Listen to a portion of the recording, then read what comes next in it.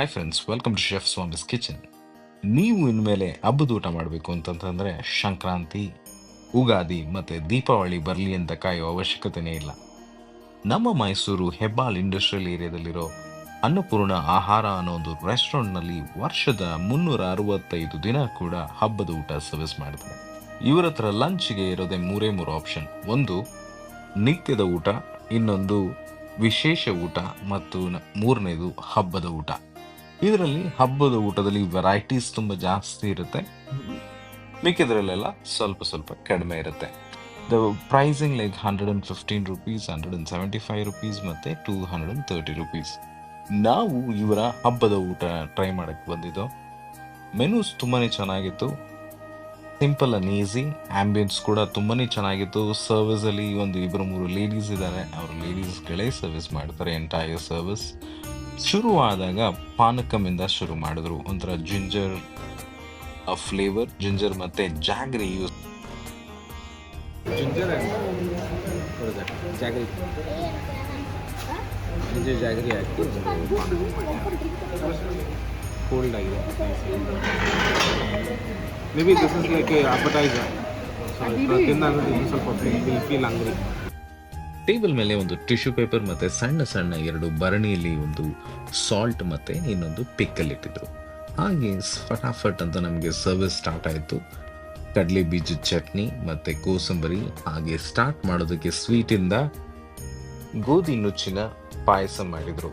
ಈ broken wheat ಪಾಯಸ ತುಂಬಾನೇ ಚೆನ್ನಾಗಿತ್ತು. ಹಾಗೆ ತೊಂಡೆಕಾಯಿಯಿಂದ ಪಲ್ಯ ಮಾಡಿದ್ರು. ತೊಂಡೆಕಾಯಿ ಮತ್ತೆ ಈ ಬ್ಲ್ಯಾಕ್ ಚನಾ ಇಂದ ಪೊರಿಯಲ್ ಮಾಡಿದ್ರು.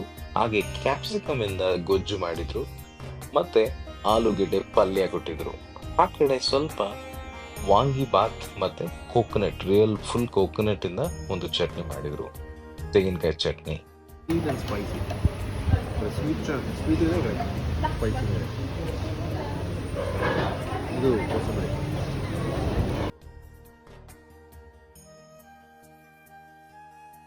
ಮಜ್ಜಿಗೆ ಹುಳಿ ಕೊಟ್ಟಿದ್ರು. ಮಜ್ಜಿಗೆ ಹುಳಿ ಒಂದು ನಮ್ಮ ಬೂದ್ ಕುಂಬಳಕಾಯಿನಲ್ಲಿ ಮಜ್ಜಿಗೆ ಹುಳಿ ಮಾಡಿ ಅದರಲ್ಲಿ ಸಾಸಿವೆ ಎಲ್ಲ ಹಾಕಿ ಒಂದು ತಡಕ, ಒಂದು ಒಗ್ಗರಣೆ ಮಾಡಿದ್ರು.